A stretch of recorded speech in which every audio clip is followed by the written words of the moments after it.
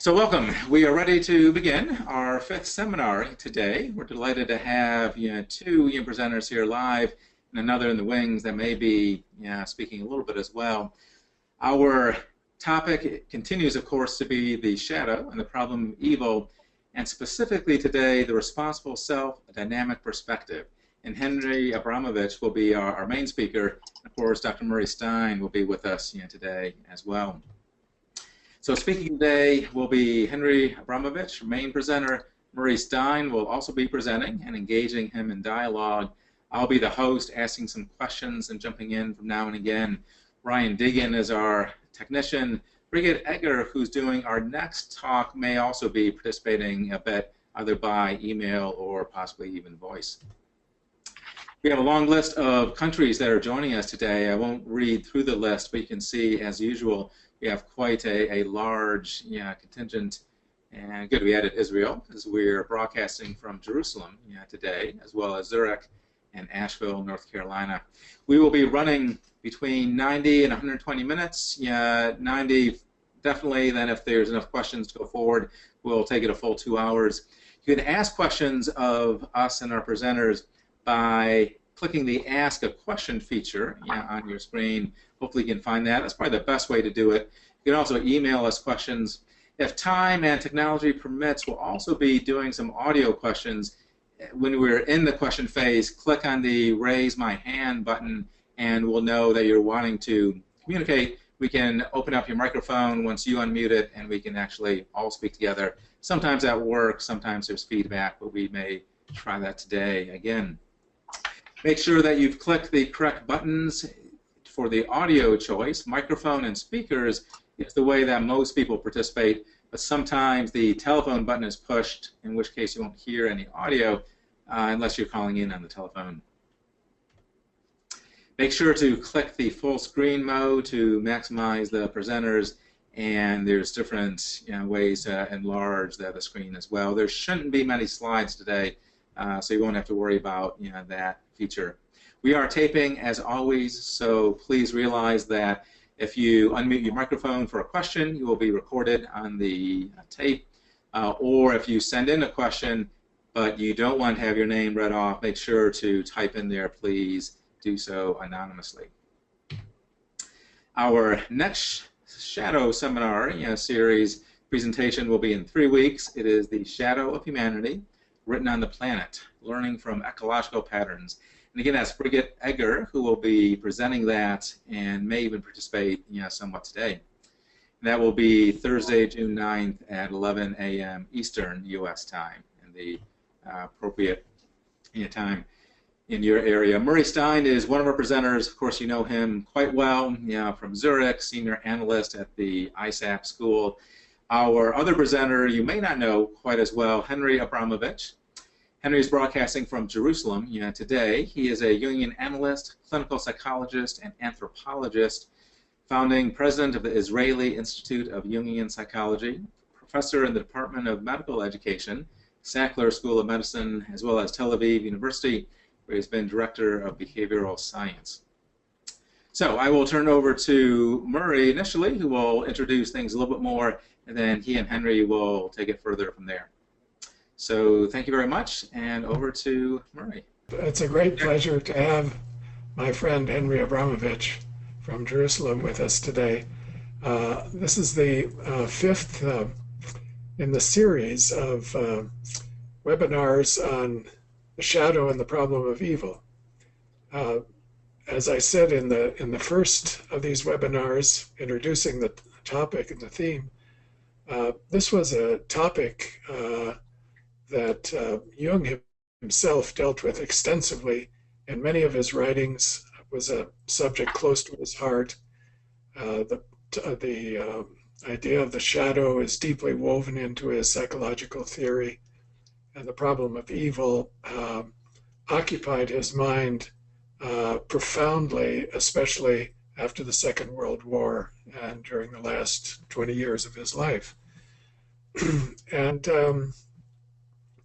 other Jungians, of course, have also engaged in this topic, and today we'll hear about one of his leading students,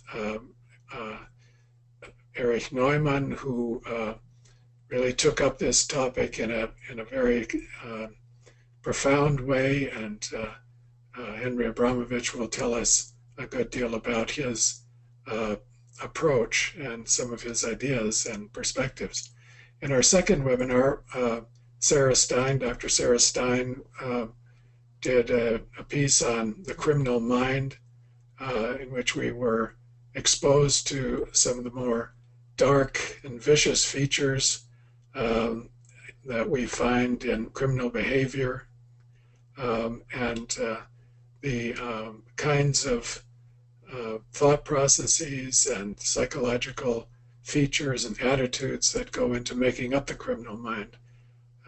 Dr. Stein is a student of this subject. She's a professor of criminal justice, and has had extensive experience in investigating cases involving severe criminality and criminal behavior. A very dark subject indeed, exposing us to the reality of the shadow in civilian life that we confront practically a daily basis in our newspapers and television reports. And then in the third session, Mary Tomlinson presented a webinar on symbolism of evil, going into contemporary culture and popular culture, films, and modern fairy tales, as well as classical fairy tales, myths, religious imagery, and lifting up for us the preoccupation that human beings have had with the problem of evil and the shadow since time immemorial, and have symbolized in their myths and stories, narratives of various kinds, and showing us some of the archetypal features of the shadow as Jung describes them in his theory.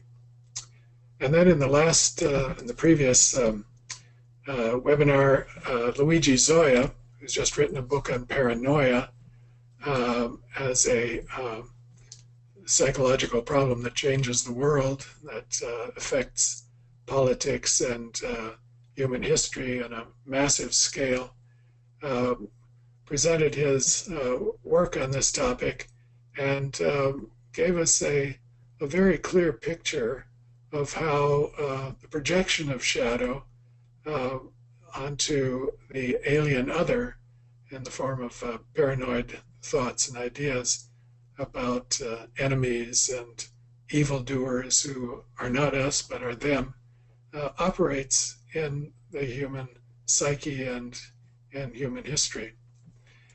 Well, all of this leads us to the topic for today, which we've called the responsible self, a dynamic view, because we want to think about what human beings who are so subject to these shadow forces and temptations and so on, it's part of our nature, how we can conduct ourselves and as moral and ethical beings in the face of our ignorance often, of our instinctual temptations, of our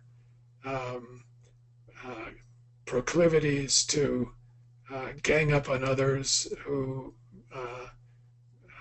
carry our shadow projections. How can we take on the problem of the shadow and the problem of evil in a responsible way?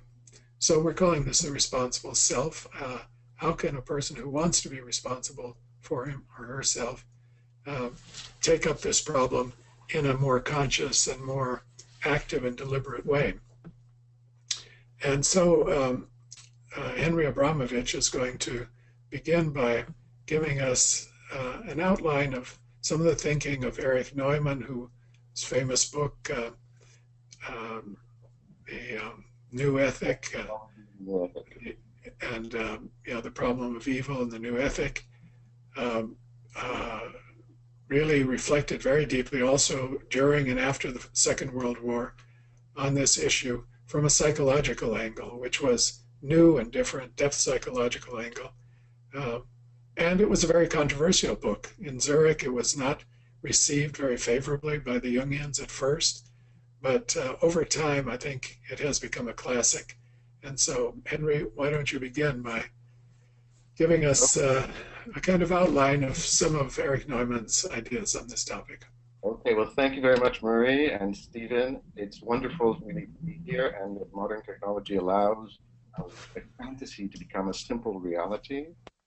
I also feel very privileged to speak of the work of Erich Neumann, who brought Jungian psychology to Israel and is the founding ancestor of our institute. And also that only recently we knew, and indeed Murray, you've written about, that the inspiration came from confronting the evil that was being done in Europe in his time, and for which he came to Israel, even though he was also a Zionist, but also a kind of an active imagination that he went through, which is available in the letters. We can come back to that. But Neumann felt that we could think about ethical awareness in three very distinct stages, and each one has a very distinctive evil and a very distinctive therapeutic response. The first stage he called the stage of primal unity, and it was based emotionally on the primal unity of the mother and infant. And this is a stage when people feel a tremendous loyalty to people in their group and a kind of sense of solidarity and belonging, and therefore this provides a profound human need of belonging, of meaning, and of togetherness. From the moral point of view, it means that any attack on one of the members is always an attack on all of the members. So right and wrong is not about, in a kind of modern philosophical intellectual way, about the nature of the deed, but has to do with what is loyalty to the group is good. What is disloyalty to the group is bad. And that an evil is someone who is outside of the group, who is attacking the group or challenging or undermining the unity of the group. Therefore, the proper reaction is never to publish, it is an interesting slip for me, never to punish the evildoer as we would do in a modern legal system. If I don't know, slandered you, I would be punished. In this stage of the primal unity, if I kill someone in the group, anyone in the murderer's group can be punished in his place, because the responsibility is a group responsibility. Now, I live in a part of the world where this is very much a daily reality. So, for instance, say a member of a kind of extended family of a Palestinian group, and this happens all the time still, for some reason out of family honor or out of some sort of conflict, sheds blood. It doesn't have to kill the person, but it has to do with if there's blood. Or you killed somebody, and it might even be in an auto accident. Then it would be like a kind of moral commandment for you to kill somebody in that person's extended family. And if you didn't do it, everybody would know that you have not done the right thing. So it's not about right and wrong on an individual level, it's about right and wrong on a collective level. Now, this might seem on one hand very strange to us, but we know this because we go, say, to sports events. Sporting event brings out this primal unity. So say I'm at a football match, American or international football. So usually you hate people on the other team. You hate the fans of the other team. And sometimes you might even, if things get out of control, you might actually be violent towards them. But look how easily and how much you feel it's a good deed to hate a whole group of people who have done nothing bad to you except be other. So that's on the level of the group ideology of this type of stuff. And I do think it also explains why Neumann's book was accepted so badly when it was first published, because he was the outsider to the Zurich insiders. And it wasn't that they really disagreed with what he said, even though maybe they did, but it was that he was an outsider threatening this primal unity of this Jungian group that had centered themselves around you. Okay. So that's... And Henry, just if I can just interject a question, what about nationalism? Does this apply to sort of strong nationalistic feelings? It can apply to nationalistic practices, but nationalism goes through various stages. So I would say when nationalism is in the stage of this primal unity, then anybody who is challenging this primal unity, and I don't like to do sort of political analysis of type of thing, but say, after 9/11. So when, say, the Bush government wanted to, they felt so ashamed that they had not protected their people from a threat. And therefore they wanted to do things about it, like invade Iraq, invade Pakistan. Anyone who expressed just some things like, wait a second, maybe let's think this through a little, was seen as the enemy. I mean, I think they stopped eating, they changed the word for French fries to American fries, because the French people, so this is a kind of possessiveness that can have, but nationalism doesn't always have that intensity, that exclusiveness. It can be more nuanced, more tendons and so forth, and things like that. But a kind of sense of belonging is a very profound need, and that's really what Jung also spoke about, that modern man is in search of a soul, he's in search of a home, he's alienated from things in a way that people had not been alienated perhaps in the past. The second stage is what he called the old ethic. And he made a very strong claim. He said, this is always done by individuals, like Jesus, like Moses, and it doesn't have to be like on such a successful level. It can be anybody in a group who says, wait a second, let's do things differently. And it comes from introvert, intuitive types who are able to hear the voice, to be the servant of the voice, to be the self to the voice, and to make a spiritual revolution. And this is in the way they have a tremendous sense of an idea, and they say great men also have to stand against the crowd, and therefore they're often stoned or seen as crazy, or none.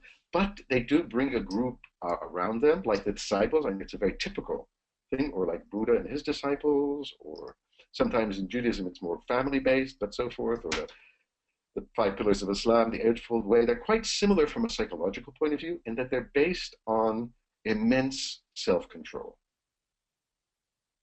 So in the sayings of the fathers, this very important ethical document, which you know very well, Murray, so that they ask, who is the hero?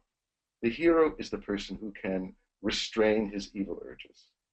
And this then becomes the ideology of the New Way, which is that if we control our evil urges, if we control our sexuality, if we control things of this, we will be perfect. We will attain a spiritual perfection, and we will be completely good. And this might even be true for the founder and those disciples, who are usually extraordinary individuals, but because they have this missionary sense, and I don't mean this in a bad sense, they want to spread the truth. A normal person can't live life at that level, and maybe even the disciples can't. They're like Peter, it's a good example, so forth. So they want to, so it does strengthen the ego, it does help for the development of individual morality, definitely, but it becomes a little like a kind of absolute monarchy and state, that only the good, only the ego, and therefore in the inner life cycles around repression and suppression, which Neumann saw as sapping the strength of the personality from its inherent animalistic and transcendent abilities. And in an effort to be too good, we inevitably will project our shadow elements, as you said very well in the opening, Murray, onto these other groups. And the more that they threaten us, the more we'll want just to annihilate them, and therefore a kind of genocidal urge, which I think is what Neumann and also to a different extent Jung were very concerned with, is actually very natural. It's not a new phenomenon from that point of view, psychologically. It's an ever-present danger. So more life becomes a struggle between good and bad. Everybody feels, everybody feels it. And it's interesting, because I have this very strong interest in brothers and sisters. So this is very much reflected also in the motif of the hostile brothers, Cain and Abel, Jacob and Esau, Thess and Osiris, and you find this in everything of this kind of thing.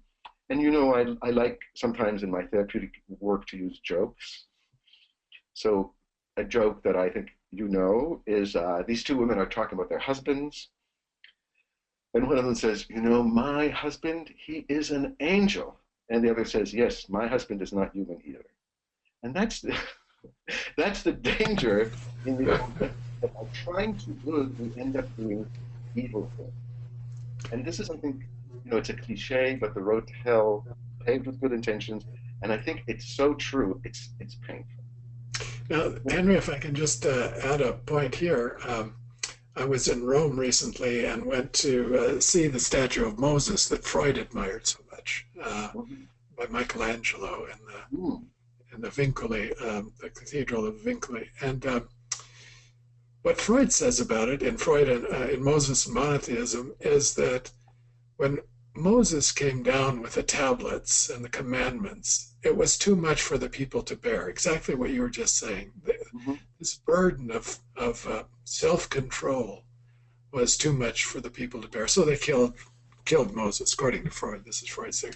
But when he looked at the statue of Moses that Michelangelo had carved, what he admired in it so much was the image of Moses as restraining his rage, Mm. as restraint of Mm. emotion for the sake of something higher, something better. Yes. And this element of restraint, I think, is very much also in Freud's psychology and in Mm. Freudian psychology. Yeah. Oh, for sure. Yeah. And the analyst also has to be completely restrained in a way that I think doesn't allow a spontaneity, which I think is an important part of Yes. interviewing analysis. And I do think you're right. I mean, clearly Leonardo didn't have the Hebrew text, and the text, doesn't have horns but has rays of light. It's Michelangelo, Henry. Yeah, no, sorry. And Freud himself, I think if we look at the text of the Bible, yes, I think when Moses came down, he wanted to kill the people. And he has God saying, I want to kill the people. And then Moses really invents what a prophet is, taking it from Abraham, from Sodom and Gomorrah.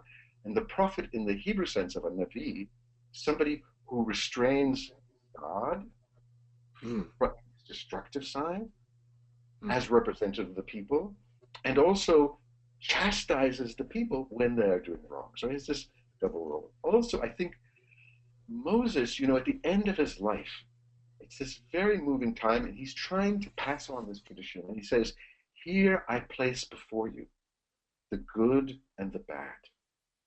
Therefore, choose the good, as though it's a choice all the time, and the bad is always there in front of us.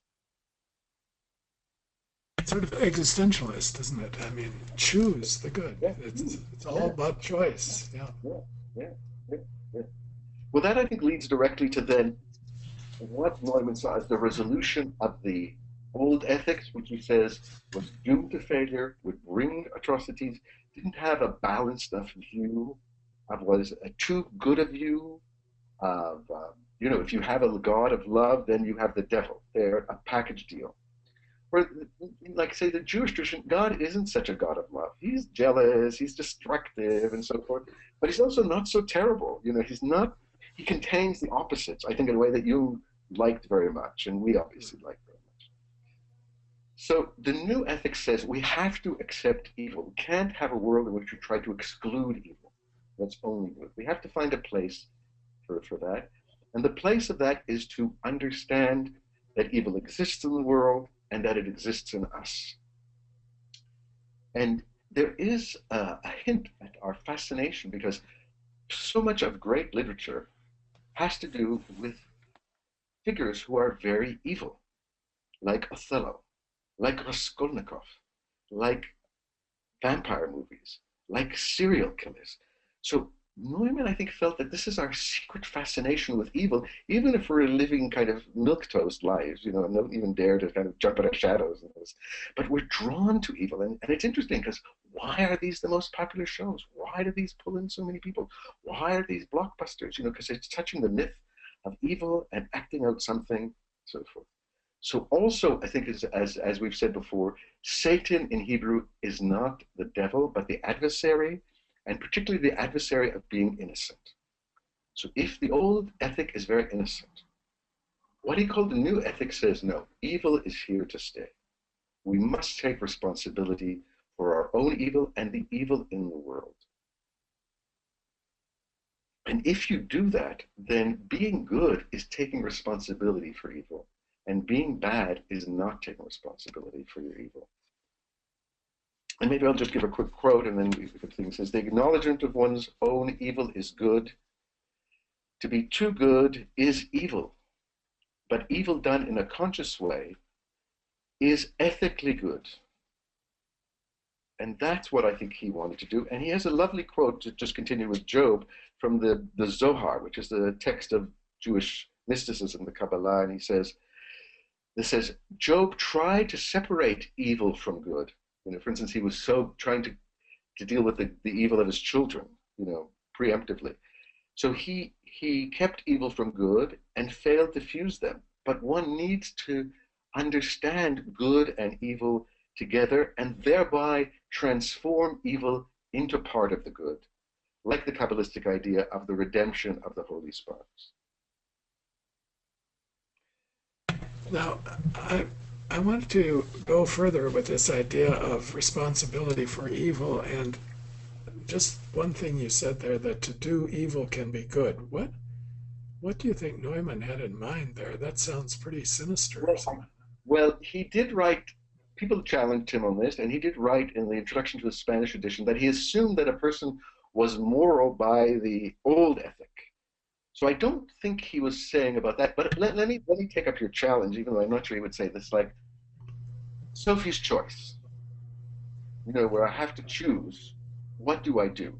Do I save one child, or do I save the other child? I have to do evil there. I have to accept that I cannot escape from doing evil, and that my survival is based on the evil that I didn't choose, and so forth. So I think just that you have to act in certain situations. You have to act knowing that it isn't the best act or the act you would want to do. It's true, you know, about, for instance, Leo Beck, who we've had an ongoing dialogue for when he was in Theresienstadt. So it is said that he did learn about these, that the trains were going to Auschwitz and not to work camps has been done.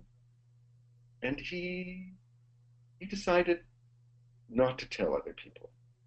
Now, not telling and not doing is a choice, always a choice. There's like no choice is always a choice. But he felt that this would be the lesser evil in the situation because there was he couldn't see how the good come out of it, even though it wasn't. Later on, when he felt that at Theresienstadt they were building gas chambers, he immediately ordered and arranged for passive resistance that would have made an impact had it indeed happened, but the camp was actually liberated by the Russians and so forth. It's also very hard to choose. You know, in Hebrew we have a phrase that says, you don't know what you're able to do. And it usually means that, like in the army, you know, like you have to go on, I don't know, a 10-day hike and, you know, this kind of thing. So I can't do it. It says, well, you don't know what you can do. But it's for the good and the bad. I think you don't know, and you don't know how you'll act until you get there. Yeah. Let's go to wait, just let me add one more thing. People who save Jews or gypsies or homosexuals in the war, there's a lot of research been done on these people because it's like the good and the evil.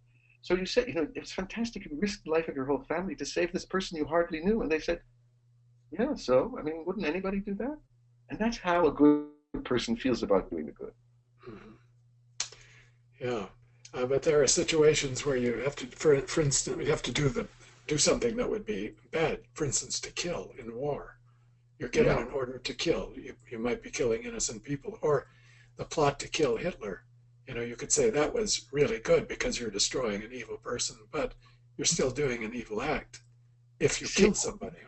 I know. I mean, listen, I faced this myself because even though I live in Israel and I believe, you know, we have lots of enemies here, but I'm a pacifist.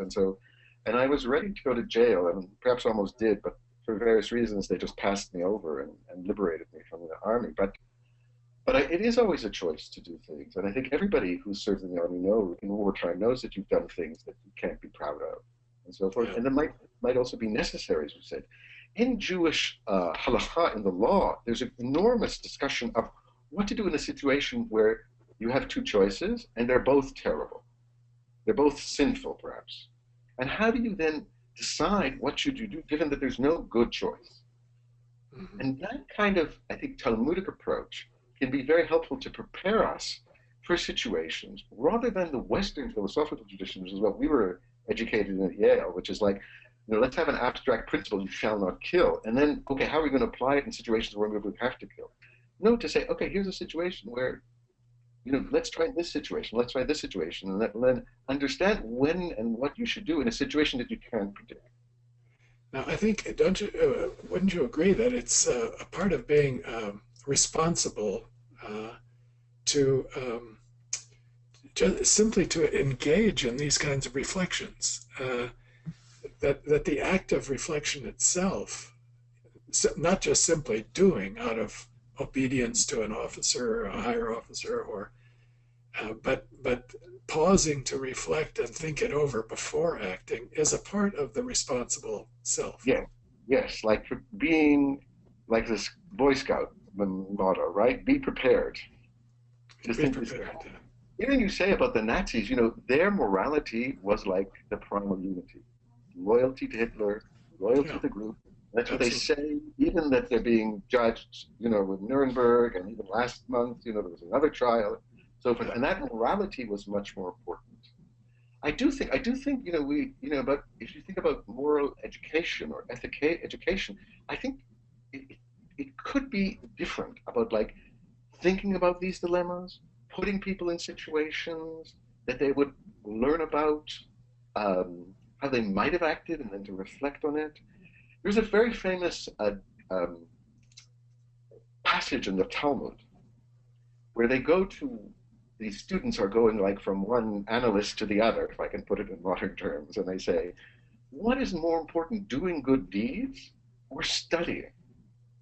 So the first person says, doing good deeds, that's what it's all about. And the other one, Rabbi Akiva, who of course died as a tremendous torture victim by the Romans for his beliefs, he said, no, studying.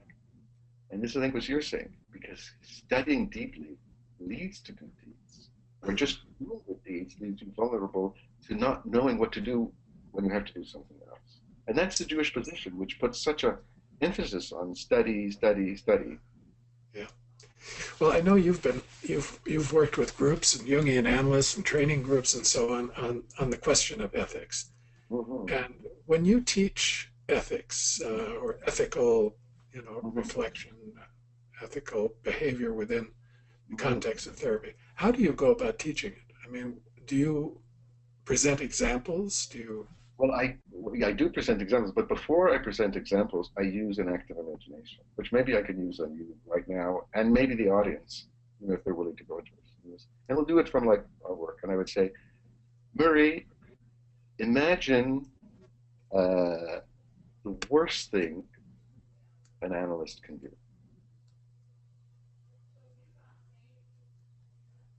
Mm-hmm. Okay, I won't ask you to do it, but or the audience, just think, what's the worst thing you can do?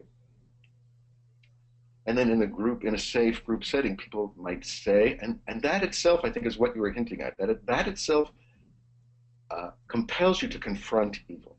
Yes, exactly. Yeah. And then I might say, okay, now imagine someone in your society is doing that. Now, what are you going? What's your response? What's the responsible thing to do if you know somebody else is going to do that terrible thing? Yeah.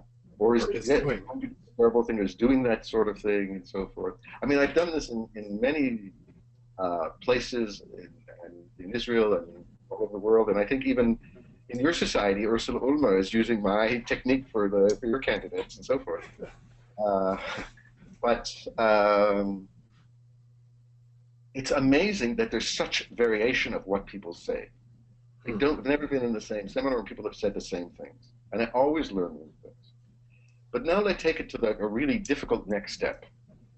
Now, Murray, imagine that you realize you have done that thing. That this is the worst thing. Okay, you won't, but just, it's an active imagination. So imagine that you've done it. Now, what are you going to do about it? And this last one, which is, I don't always use it because it's too much for many people. That's really horrible. But it does touch on this mystical idea of the tikkun, of the repair, of the reparation. And it has to do with, I think, again, it's back to Neumann, the simplicity of evil, which is like in societies, when somebody has done something bad in my society or in your society, usually the first response is like the primal unity. Like the whistleblower is he's just trying to get some revenge. He's not serious. We kind of like circle the wagons, which is natural but very unhelpful for understanding the evil and just projecting it outward. And and if we're successful, we'll kind of destroy that person and feel good about it. Mm-hmm. In the old ethic, we will feel that the person who we trusted has betrayed us. He is Judas, and he should now die a horrible death and be kicked out of the society, become the scapegoat, which will redeem us. And maybe you've been through this.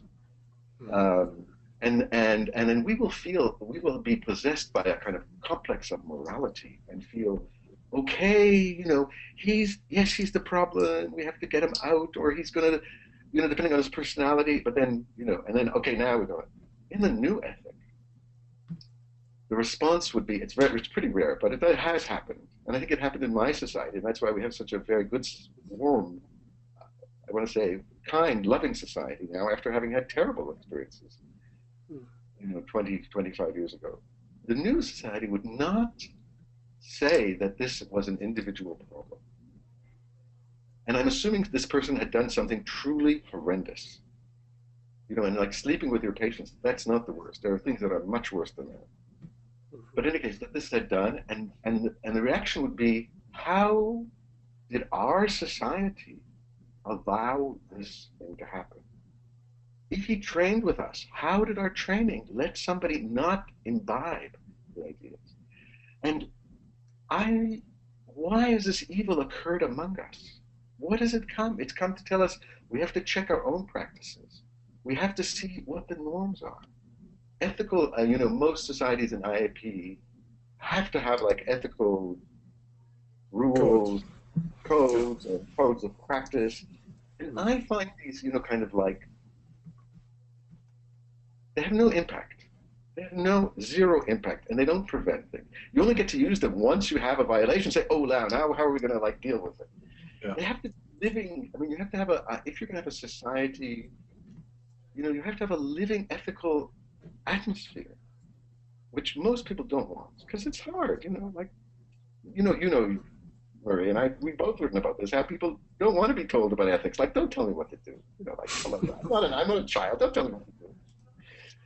So you have to be creative and find ways of doing this. Then I do bring and try to elicit real dilemmas from real practice that don't have simple solutions, that are these kind of Sophie's choice like dilemmas.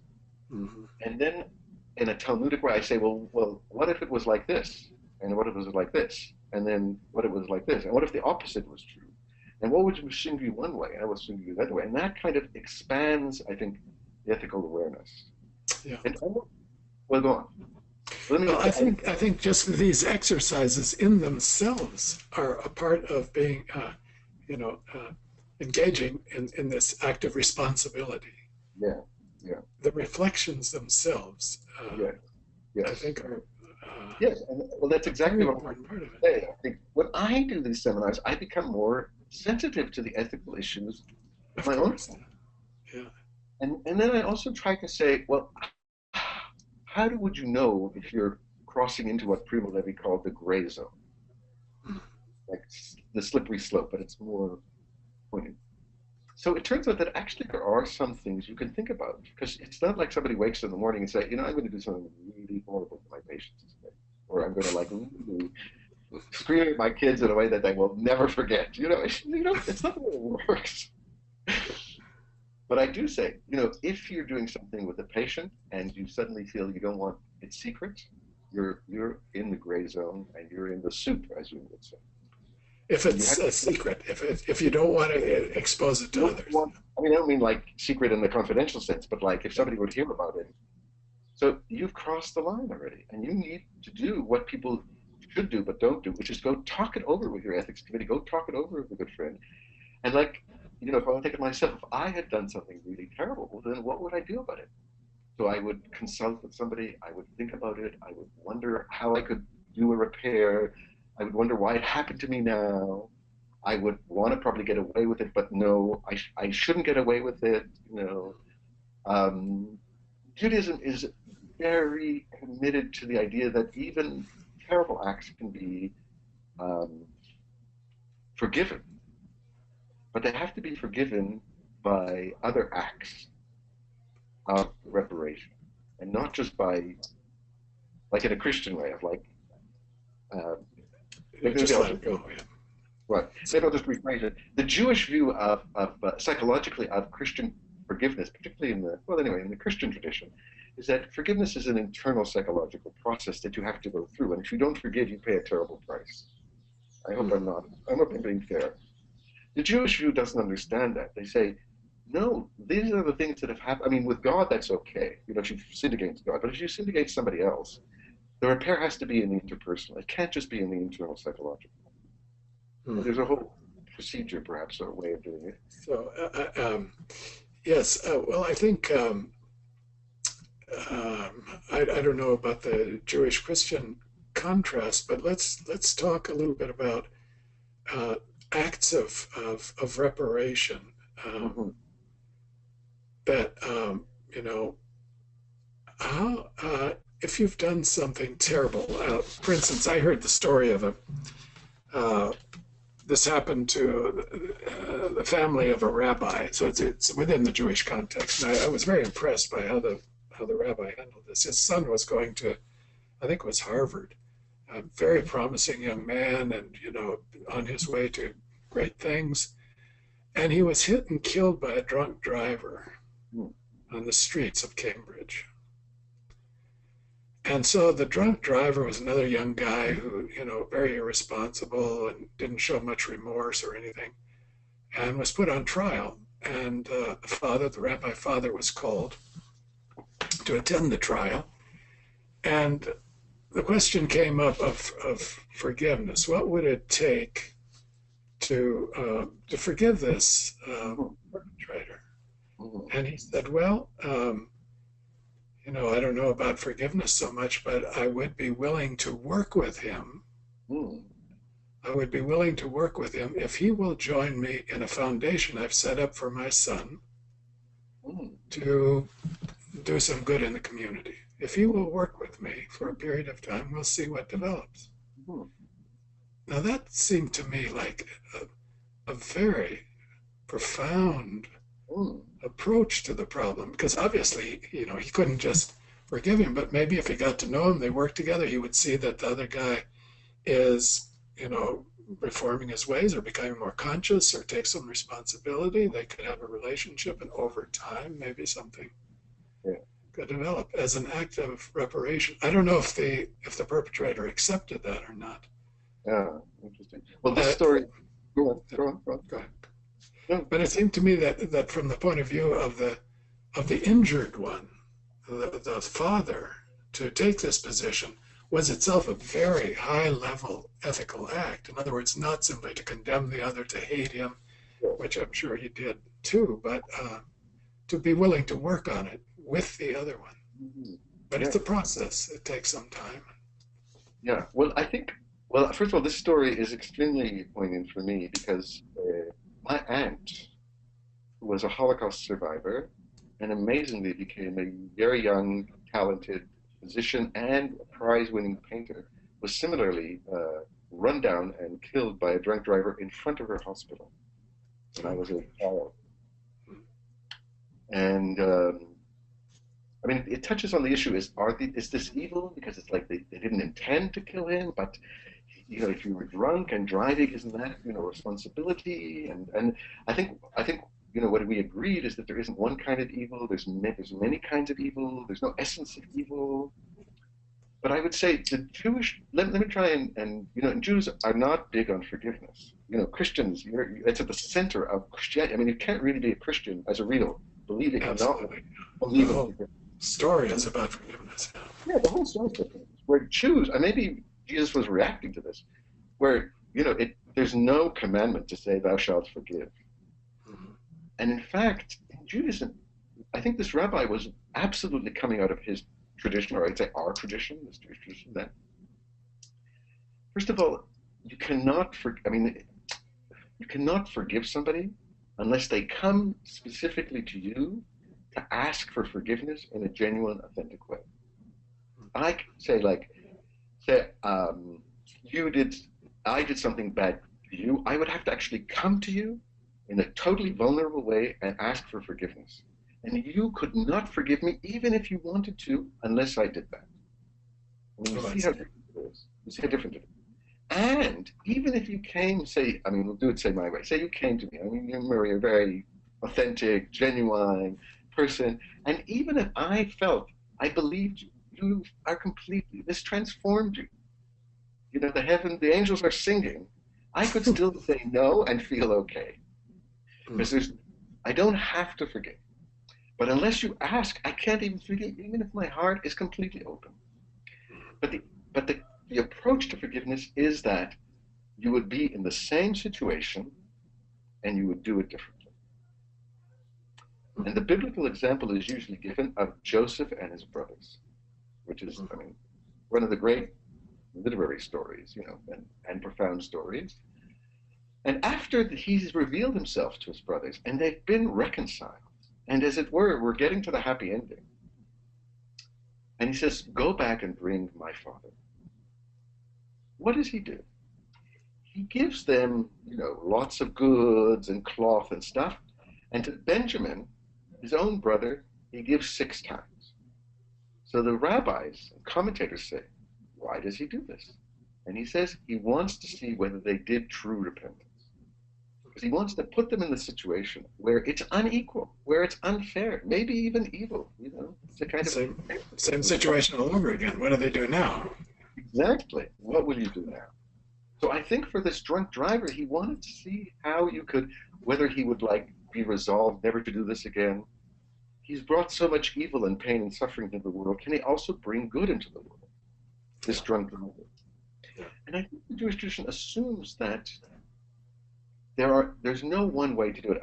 I hate to say it, Murray. You're not a Catholic, so it's not going to bother you at all. But, when you see in the movies, when the priest says, oh, go say 5 Hail Marys and you'll be forgiven.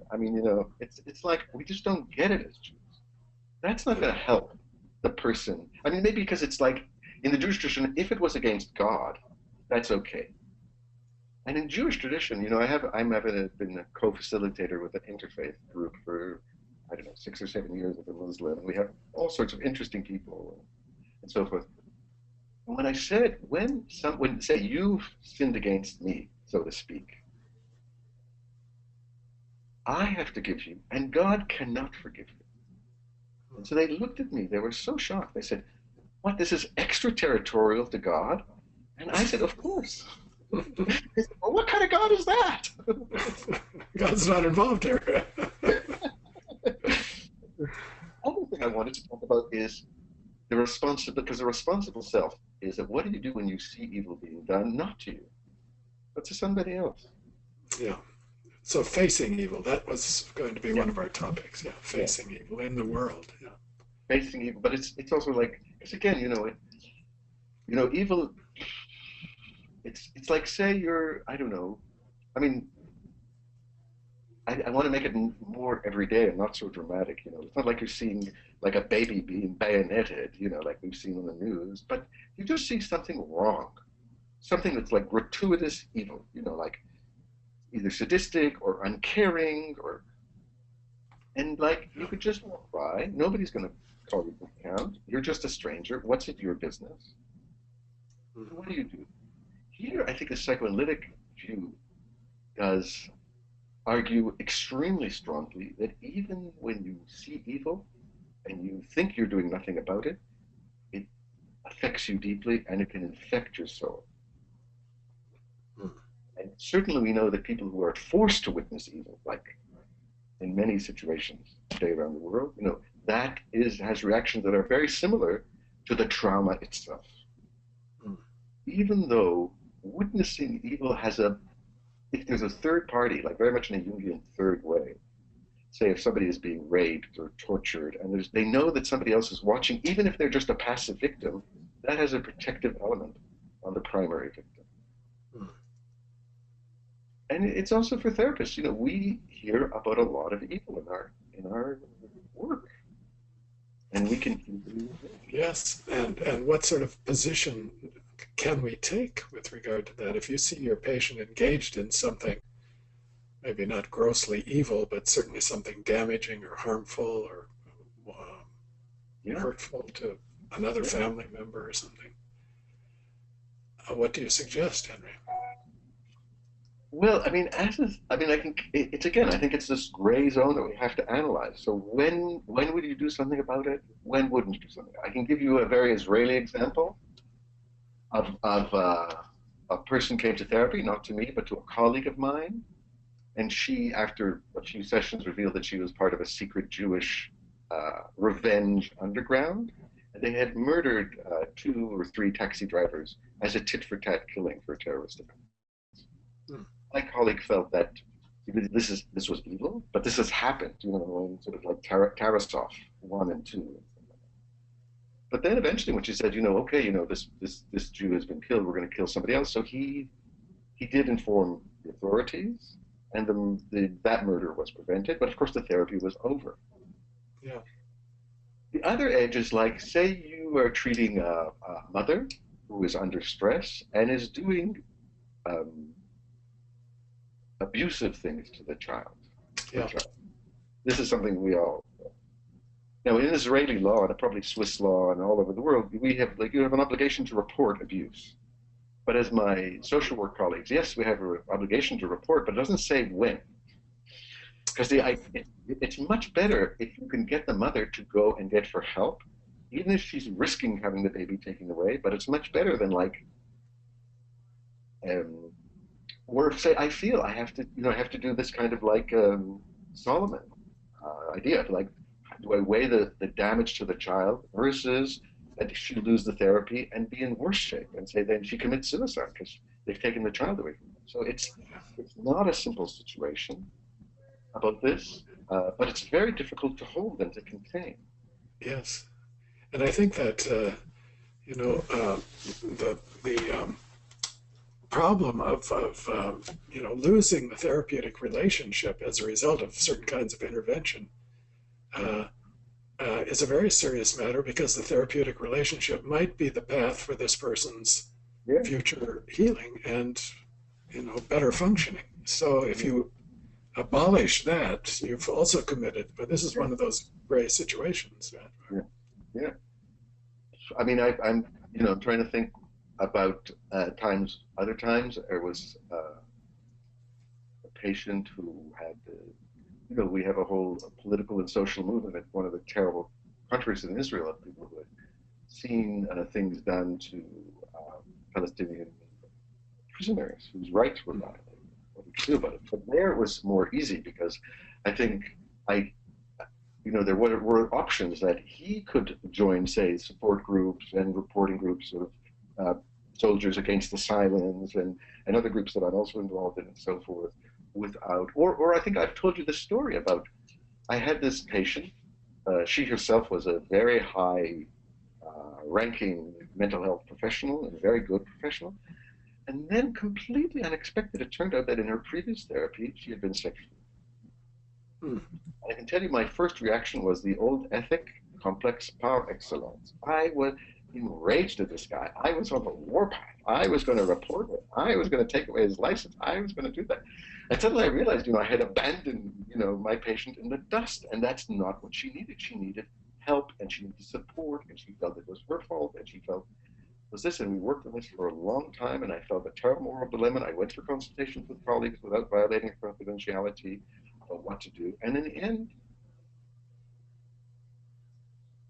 she decided to confront him with what had happened, which had never happened in therapy, this sort of support. And she demanded that he never see a woman. I think I wanted him never to practice again, you know, so forth. But she felt that he had actually done good, and like perhaps he'd held the good and the bad of this experience together, and that he had some good, but that she said she wouldn't report him if he promised, as a sacred vow, never to see women ever again. Yeah. I think this is on that Jewish idea that it would never be repeated. They wouldn't be tempted because it wasn't trustworthy. Yeah. Yeah. And this was done totally outside of the legal system. I mean, privately. Absolutely. And also, I do, I think what got me into the ethical thinking was not something bad that happened to me, but hearing about someone who had had something bad to happen to them, and then hearing about the punishment, and it's like, it didn't help. Nothing of this helped. I mean, let's take a minor thing like you just trusted the therapist, and the therapist was like a little insensitive, and you lost the innocence that there was anybody else to trust there. I mean, so this isn't an ethical violation. You wouldn't have it. It's just her experience. Maybe you didn't even do anything bad. Maybe it was just like what Buber would call the mismeeting. Now, how can you ever repair the loss of innocence? Yeah. But maybe innocence has to be lost sometimes too. But if it's too damaged. Okay, so the other thing is to say, the other thing about repair, and when maybe for therapists, is like you can have mediation today, you can have reconciliation, you can have restorative justice, you can try these sorts of things. Mm-hmm. In thinking about this talk, I was thinking, one of the many differences between the Jungian approach and a Freudian approach, and I don't know if you ever had Freudian therapy, but I did, and so forth, is that the Freudians really see people, they're basically evil, and then, so they need the repression, and they need this, and everybody's really like a baby. Maybe not evil, but just like a baby, immoral. Gimme. You've got an it. You better get control. Yeah, I mean, clearly it's a mistake, but, it's a view. And I think what always attracted me to Jungian, maybe because I had, a kind of very loving mother, was that, God said, no, people are really okay. They're good. Okay, they have to face their shadow, but, there's something good for them to face the shadow with. And at the end of the line, the way we now know, giving people is good for the immune system. It's not just good for, and that's expressing it as good for the soul. Now you did want to, I know you wanted to say something about good. We wouldn't know evil if we didn't know good. Yeah, linguistics says that concepts are polarities. So that we talk about evil as an absolute, as something in and of itself, as something demonic, satanic. And in reading it, I suddenly realized that it's not true. That is, good and evil always exist in a dynamic tension and in the dynamic self, I think, as we were talking about today. And that allows us a better idea, because Auden has this beautiful line. He says, everybody thinks worse about themselves than other people think of them. And why? Because we know the things we almost did, but just didn't have a chance to do. We know what else thinks about.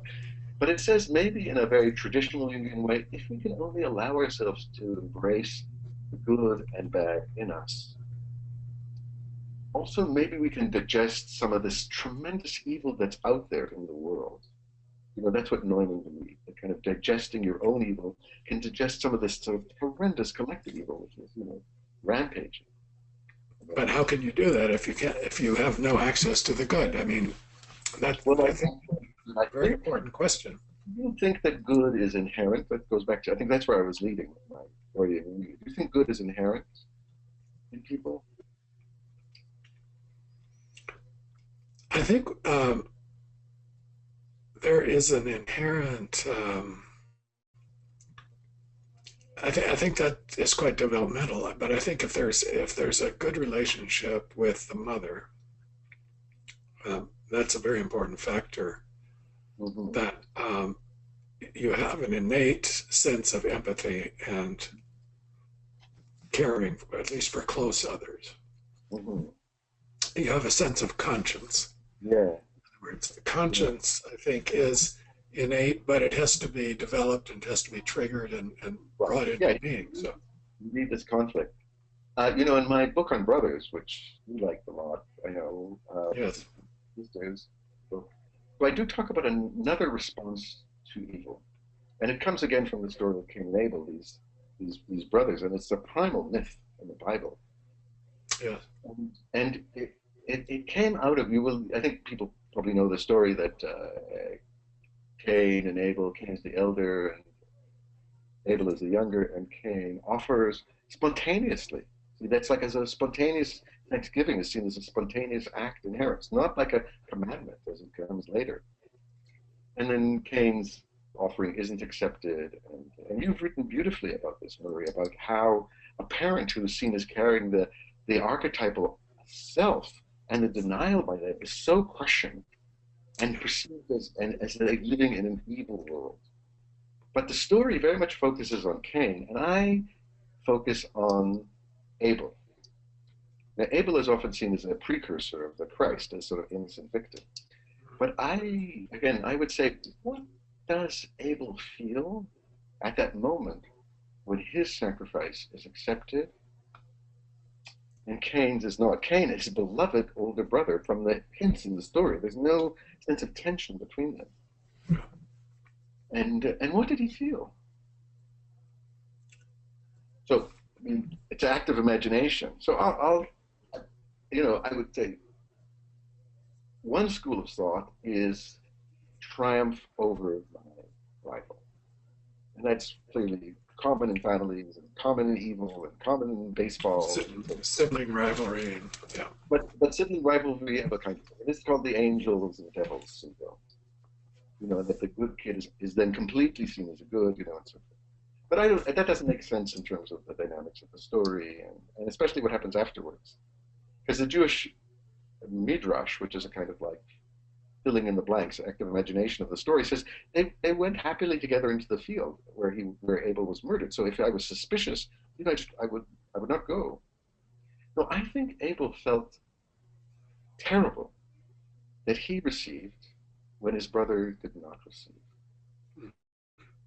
And that's what I've called there's a Cain complex of somebody always competitive, always just jealous, always looking after the pretty evil thing. You've also written beautifully about that to say these people are hard to treat and sometimes think suicide would be the greatest act of generosity that they could do, to remove themselves from the world because they are evil. They're always looking, they're destructive and so forth. But Cain is one thing, and Abel, he would, I think, then, as a psychological type, this is somebody who is damaged in the ability to receive. And to connect it to evil, it's like they are the victims of good in the presence of evil. The victims of good. Victims of good, yeah. Cute, eh? So that the only way they can receive is if everybody receives. Because if not everybody receives, they feel like they're not their brother's keeper. Yeah. They or in a more psychodynamic ways, they cannot free themselves of that look of the brother saying, I am not getting, you are getting. It's kind of penetrating, horrible.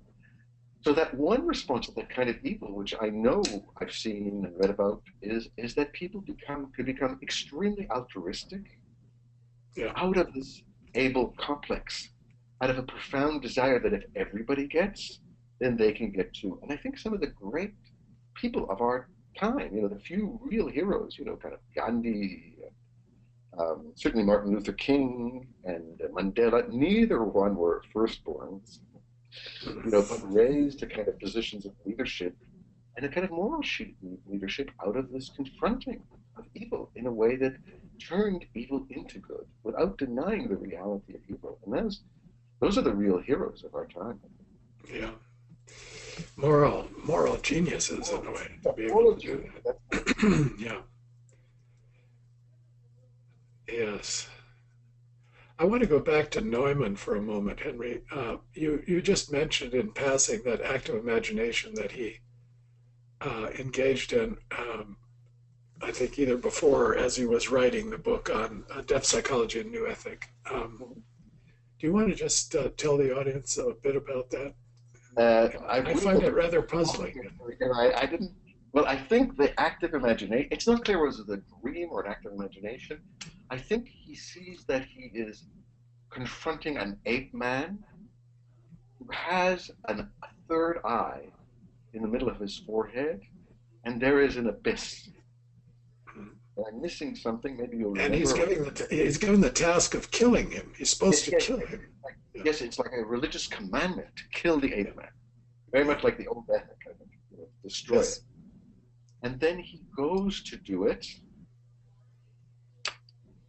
and then I think there's like, I forget, there's the Shekhinah or something, like the Godhead. And I think he kills the ape man, wants to kill him, or they fall into this abyss. And he says he jumps into the abyss. Jumps into the abyss. And he realizes that the eye of the ape man is gazing into the abyss, and it's the eye of God that was planted in his forehead. Right, and then he realizes it's looking at evil in the abyss. Right. And then jumps into the abyss. Right. And then he says that he's caught by the wings of love, I think is the phrase. Is it wings of love? I mean, anyway, I don't have time to go. But it is, I think, of the Shekhinah, which is sort of the feminine side of God. I think something like that. But like a kind of an angelic, transcendent experience. And I think, in a beautiful way, he got the whole depth psychology and new ethic from that one thing, because it's like it's a ream. It condenses everything in one. Yeah, exactly. And he only mentions it, late in his a couple of years before he even died. We would never know this. Late. He tells Jung. I think they got into another discussion about the problem of evil, which they went around and around about. And then he said, well, where this writing actually came from, depth psychology, I think, grew out of this active imagination that he engaged in, I think, 1942, as they were beginning to get all the horrible news from the camps and things. No, as I understood, the decimation was in the 30s, even before, in the 1930s, as I recall. Oh. We can check it afterwards. When everyone can check it. In letters. Yeah. But he was facing evil. Now, whether it was in the 30s, what he saw in Palestine, or no. He says it was in terms of the response of what was happening in Europe. In Europe. Yeah. In Europe. I mean, already, listen. Well, his father died, I think, at 37. He was beaten by the Nazis and died. Anyway, but listen. Hitler took power in 1933. Already in 1932, he was dominating. Jung didn't see the evil clearly enough. No. Why don't we talk about that a little bit?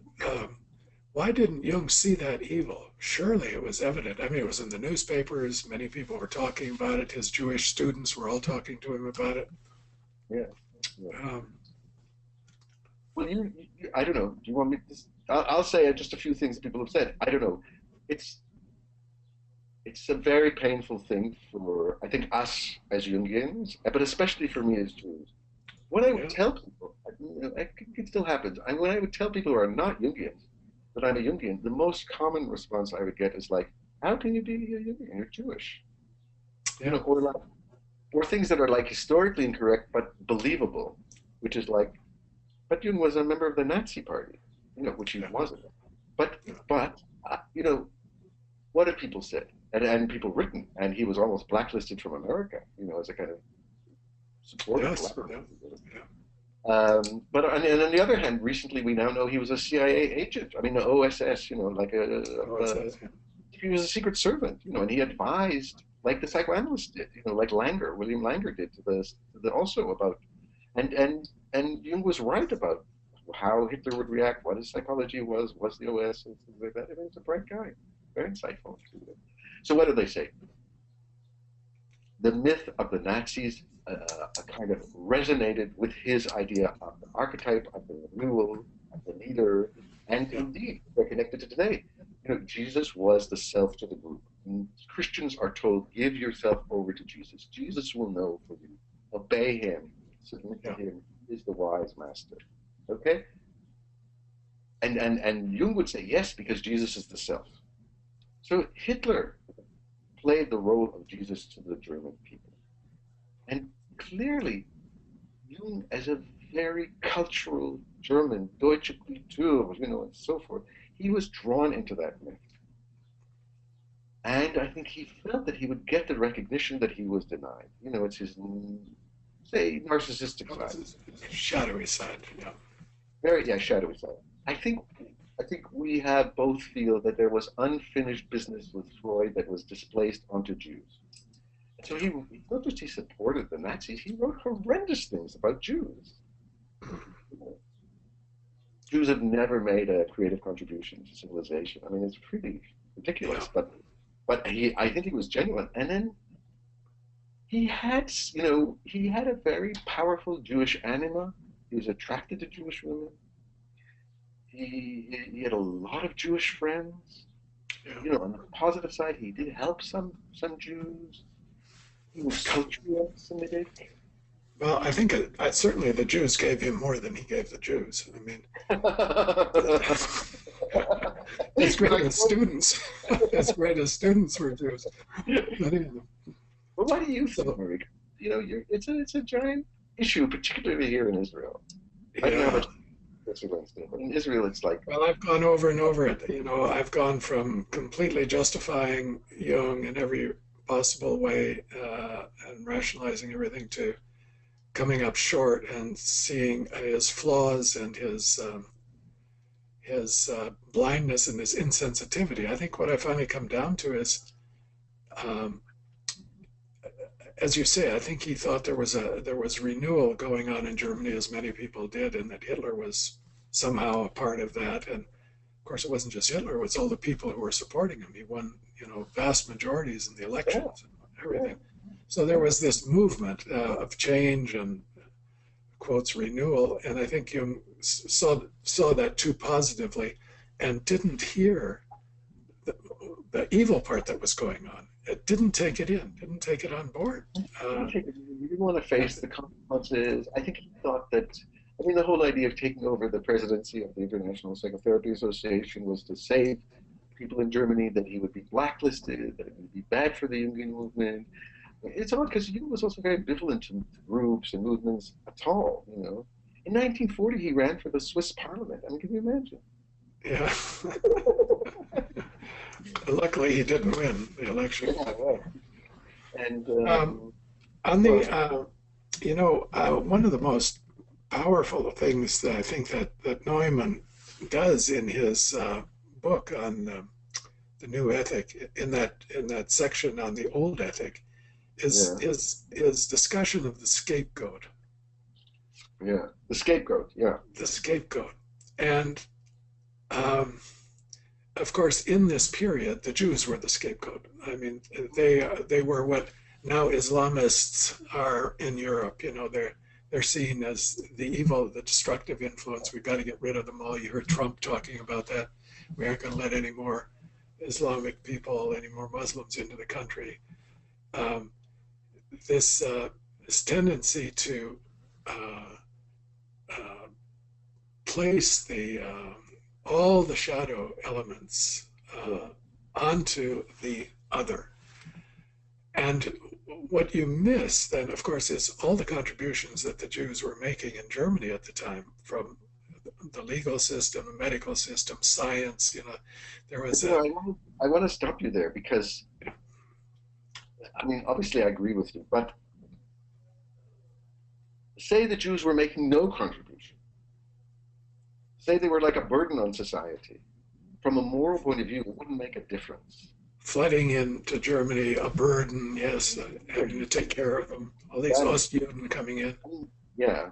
Okay, but it has to do with, because I think it's very significant, and people don't remember that the Nazis did not start exterminating Jews. They started with terminally ill people. They started with mentally ill people. And then they went on to sick people. And then they went on. This was the whole racial theory. We're cleaning up the race, right? Yeah, I mean, because these were people, right? They were exactly. So the way they were carrying these, and all the techniques were perfected in the 30s, till the thing became mechanized, later on. But the techniques were used, and it was.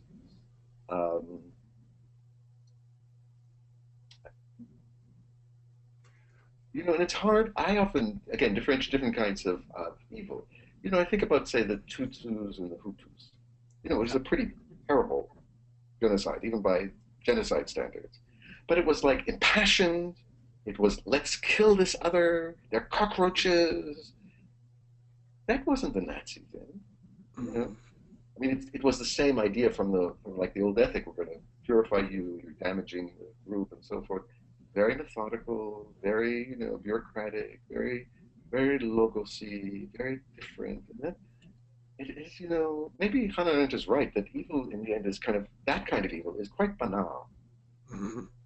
You know, Well, it's banal because it gets mechanized and people are just doing their duty. And someone has said that you can judge the moral quality of a culture or civilization by what they do with their weak, their wounded, their incapable or handicapped people.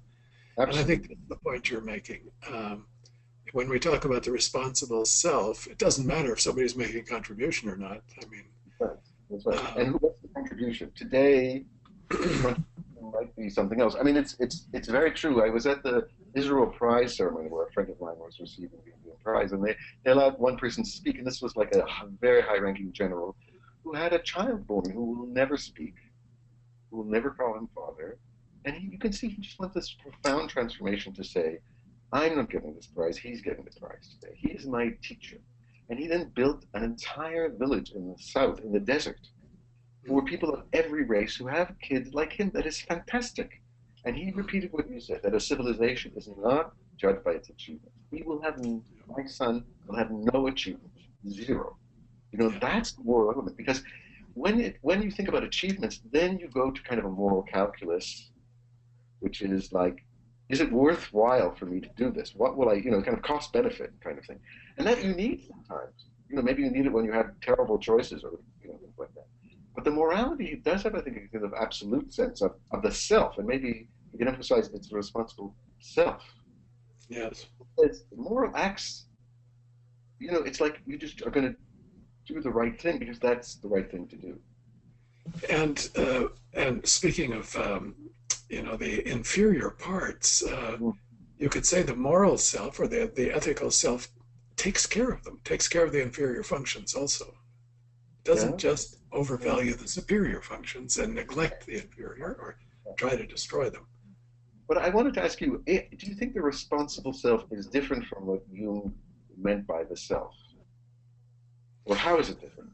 Well, yes, I think the use of the word self is somewhat different. I think of the ego-self axis. I was thinking about this in preparing for today, that Neumann's concept of the ego-self axis is very helpful. That Hmm. to me, the responsible self is the um, the setup, the psychic setup, where the ego and the self are in contact with each other, and the ego is taking responsibility for parts of the self that aren't fully developed, and the self is helping the ego with its compensations and so on. That it's Right. a relationship between the two that I would call the responsible self. Yes. So what I would say is that like a healthy ego self axis is an expression of the responsibility, the responsible self. Yes, that's a good way to And put that it. evil comes when, say, the ego has trying to cut itself off from the self and Yes, operate exactly. on its way.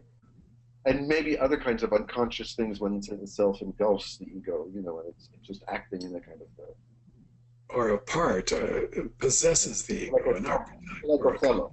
Othello does terrible things, he's because he's possessed by this jealousy. yes, that's right. Yeah.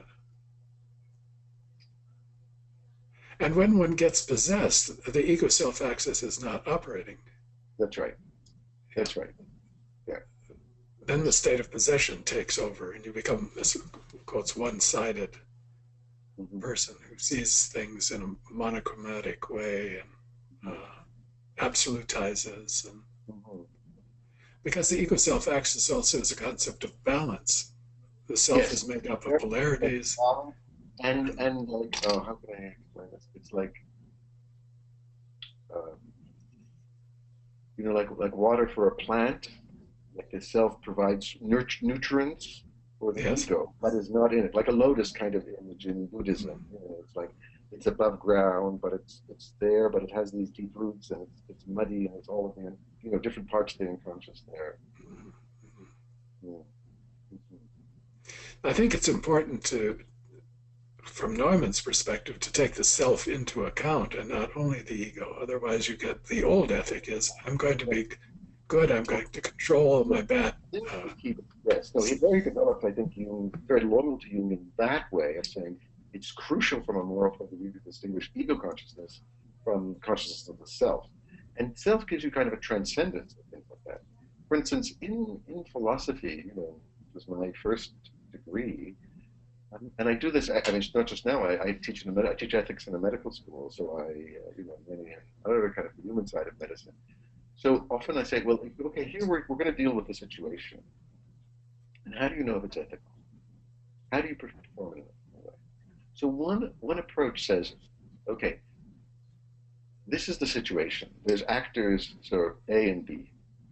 Now you don't know if you're going to be A or B. Would you be happy with this situation no matter what? And if you say yes, then it's ethical. that's it. Good. Yeah. I like that. Also, the notion of transparency, it struck me. There's a lot of talk now about transparent systems. And I think being transparent, I think what that means is full disclosure of possible conflicts of interest and so on, so that you Mm. can put them out there in the open, and then they aren't in the shadow anymore. You know what I mean? Then it's Yeah. like, what would be shadow if you keep it secret, Yeah, it when goes you're back to what I transparent? Yeah, that's very true. And I do think what usually happens is that often societies or families, organizations, um, you have a kind of charismatic leader or like a father, so that they have the father archetype. And the father archetype says, father knows best. I mean, I know it's a little out of date, but we know who father knows best is. So the father knows best approach is there's no transparency because I know what's best for everybody. And you don't challenge me because we have no right to challenge me because I'm the father. I can challenge something bad for everybody. So just Yeah. I know what I'm doing. It doesn't always have to be the father, and I won't say there aren't situations where what used to be called paternalism isn't really appropriate. Like again, I was just had it in supervision today. When with a patient, this candid nervous thing says, well, when should I speak? Because something evil is going to happen if I don't speak. Or when do I just allow the process to unfold in the way we were talking about, child abuse or terrorism and so forth before? And it's never going to have a resolution. You know? No. That's not the point. I guess as Jungians, things don't get resolved; they get engaged. Engaged. And I think that's an ethical act in itself, to engage it, hold attention, uh, That's and the reason. realize that, you know, Yeah, go on, go on, go on. and to No, no, realize that we live in an imperfect world and our acts aren't pure, and we can't we can't fall for the storyline of the old ethic. I'm good, and whatever I do is good. yeah, yeah. No, I was just going to quote a line from Luigi Zoya, who was in the Please. early. Yeah. So he wrote a beautiful book called Ethics and Analysis, and he writes, "Deep therapeutic healing is an ethical act, and every ethical act is indirectly therapeutic." Oh, that's very nice. Yeah. I like that link between ethics and therapy. Yeah, yeah. It's, And then we have another quote for, this is from Rabbi Nachman of Breslau, who is one of the great figures in the history of Hasidism. He was the great grandson of the founder of Hasidism. And Neumann chose it as the motto for his first big work that was published, which was on Franz Kafka, on the trial, which is now like a kind of prophetic book. I mean, what seemed like this personal thing is like the history of the 20th century. And so Rabbi Nachman writes in this moral sense of if a man does not judge himself, all things judge him. They all becomes messengers of God. wonderful. Yeah. So I think also to take those messengers of God as on board and seriously, Mm-hmm. to reflect on, because we get reflections about our shadow from many sides. Yeah, We might not see it, but messengers come to us. Could be that's our right. wife, our children, our colleagues. We get messages. Yeah, reflections. Yeah. Well, I would like to, we're coming to the end of our 90 minutes, and I would like to Questions? ask if there have been some questions or somebody else would like to get into the discussion. Ryan or Steve? Yes, thank you both. Yeah, it's been wonderful hearing the discussion back and forth and these very provocative, thoughts and ideas. I want to remind people to go ahead and type out your questions in the question bar. We've got a couple already that I'll be asking in just a moment. But while we're asking them, go ahead and type out any questions that you have. We're also going to try the microphone system. I'm going to lower hands in case anybody accidentally click their hands. But go ahead and put the raise your hand button. Go ahead and click that if you're willing to be brave enough to open your microphone and see if that system works. And Brigitte, if you're available to speak by microphone, go ahead and click your raise your hand button, and we'll make sure to bring you in the conversation. Although I'm not certain that your system is configured right for that. But if so, go ahead and click your button. And Laura, I think you had your hand raised too, although I don't see it now. So go ahead and click it again if you'd like to. Let me read the first question that came through and go ahead and type them out and raise your hand if you'd like to open it up. The first one that came in was, when we think of modern terrorism, ISIS, Al-Qaeda, etc., how do we ethically respond to what appears to us to be so evil? Now, we've somewhat touched on that, but any further thoughts on that for either of you? Well, do you want to go ahead, Murray? Go ahead, Henry. Okay, I'll go ahead. Well, the first thing is to say, Jung felt that evil is very contextual, and he gives a kind of very banal example of I would say, like a kind of overbearing Jewish mother. He doesn't use Jewish, but an overbearing mother who is like controlling and doing everything for the child out of a love and tenderness for this child. But for the child, this is clearly evil. And in one sense, people who are Islamic terrorists, the group they are in, feel they are doing a wonderful, holy, spiritual deed. And I think it's important to remember that they're seeing, for what we feel is evil, they're seeing as an exceptionally good kind of deed. This very much also reflects the stage of the primal unity, I think, as we have touched upon, which is you have harmed somebody in the Islamic nation, how they see it, and therefore we will harm anybody in your nation. And therefore, from that point of view, it makes a kind of sense to them, and that's why they're doing it. And it happens almost every day in my part of the world, where we're like, the goal is not to achieve peace, the goal is to hurt the other side. And that's the way you express the pain, by hurting somebody else. It's very hard to know what to do with Islamic terrorism, particularly because it does draw people and societies into the old ethic, and to brutalize many people who have nothing to do with this. So, for instance, let me give you the example of Israel. The right wing, which has really taken over the country, the extreme right wing in Israel, have demonized Palestinians, even though 99.9% of Palestinians are peaceful, actually support the state of Israel. Many don't vote, but are not terrorists. But it's very easy then to be drawn to seeing everybody in this sort of way, and that seems to be an ethical violation. So perhaps what we can do is just to see these as like acts of individuals, not to justify clearly it's evil. They don't see it as evil; they're blind, but not for it to be drawn to that kind of dehumanism by thinking about this sort of thing. From an ethical point of view, would you throw yourself on on a suicide bomber to save other people at the same kind of thing? Well, that's a kind of thing from kind of war movies, but who knows what we would do in that situation, as we said before. So, and maybe just to say, it's very important to say that terrorism for the terrorist always has a holy dimension. Yeah, even the word, using the word terrorism is to demonize, because of its connotations. So, from their point of view, as you say, they are engaging in religious and political activities, and we're the terrorists. We're bombing them and we're attacking them, and so on and so forth. So, I think in terms of our discussion today, the responsible self tries to take these subtleties and dilemmas and nuances on board and hold them while also realizing that if you're under attack, you have to defend yourself. I mean, that is also an obligation for a nation to defend its citizens, for a police force to defend the population, the civilian population, and so on. But I think with the realization that they're you're not. There are different perspectives, and if you fall into the splitting of we're good and they're bad, then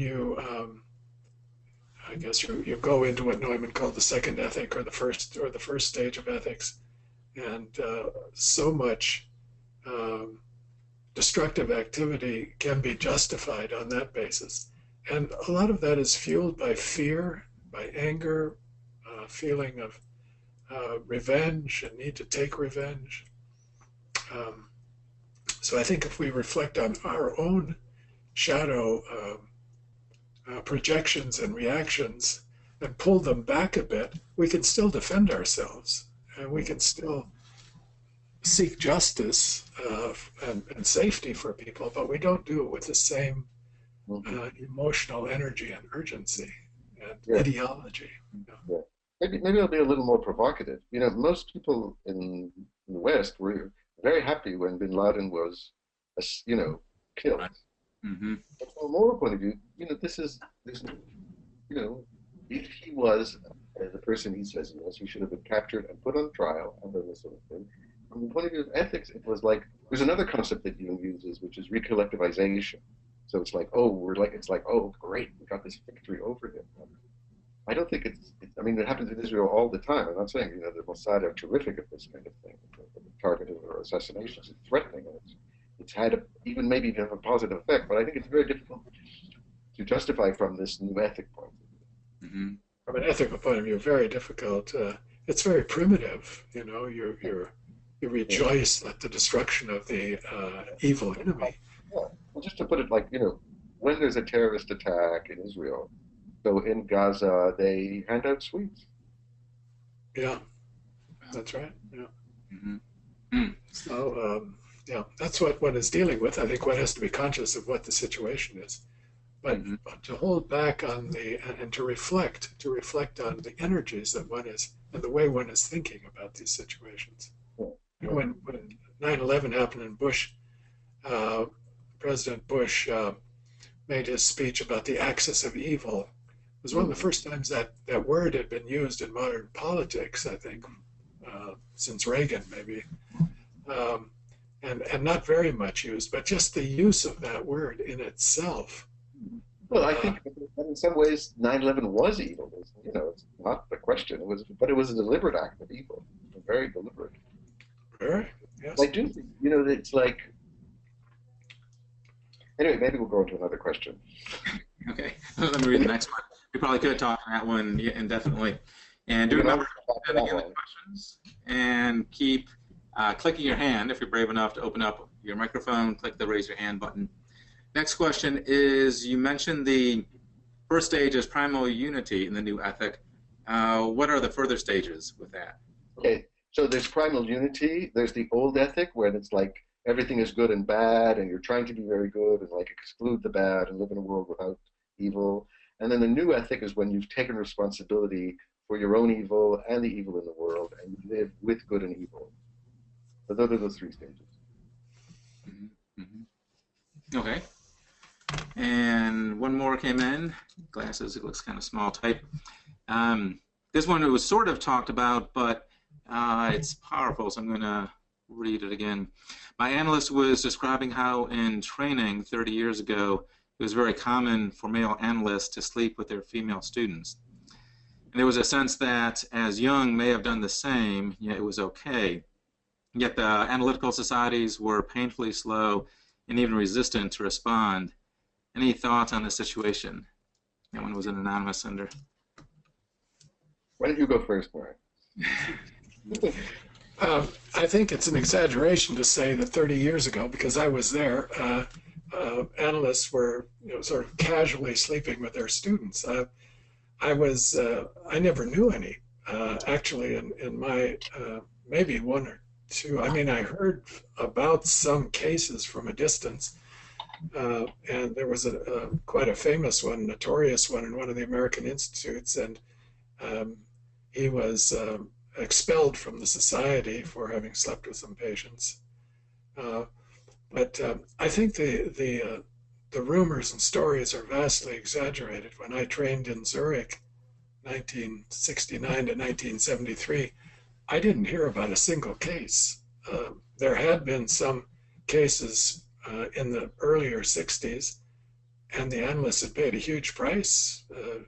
One had been excluded from the institute, and another one had to resign from the curatorium, and so on. So I don't think it was as casual as all that.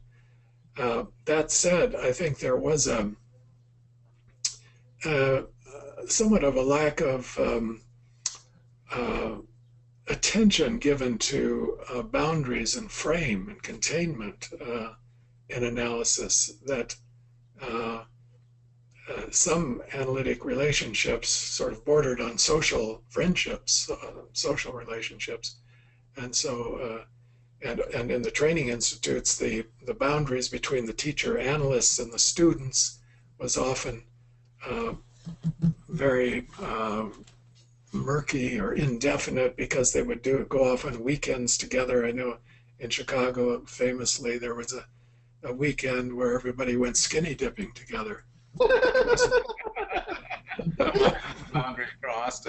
I wasn't there at the time, but I was told about it. I came a few years later, but I don't think that meant they were all having sex or anything. But there was this was the 70s. So I think there's a cultural context involved. There's and a certain lack of awareness of transference, countertransference issues that really came on with a vengeance after some of these violations.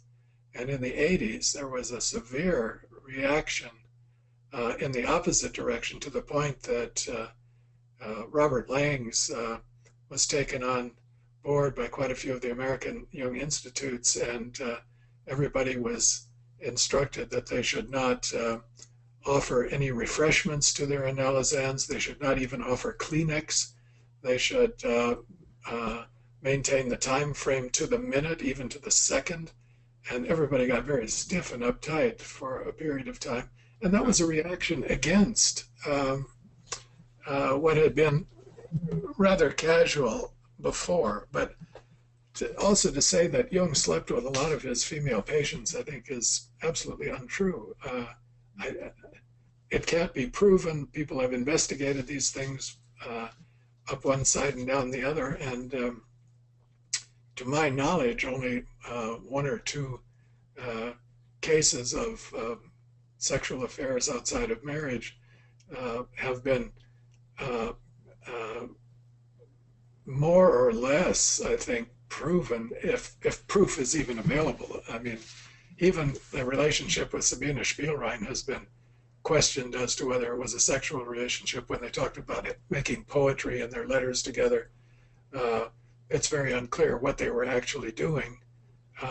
And some non-Jungian analysts of Freudian persuasion have even come forward and said, well, we don't think they were having sex. They were maybe talking in a kind of erotic way to each other. And perhaps there was a little bit of a physical aspect to it. But so it's very unclear what Jung's involvement with women were. He liked women, for sure, and women liked him tremendously. They found him very sexy.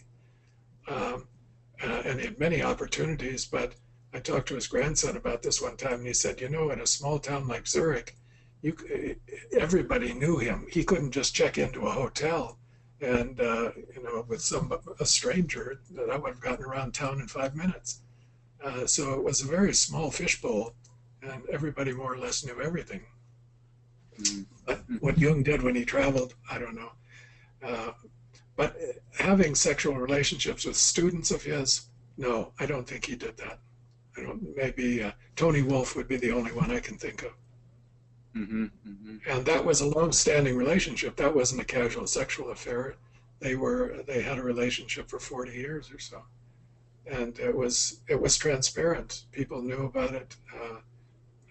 Jung's wife knew about it. It was a cultural form, so to speak, very difficult and painful for some people involved, but it was not hidden and secret. And so I think these stories about Jung are very unfair to him, frankly, Mm-hmm. and unfounded, most of them.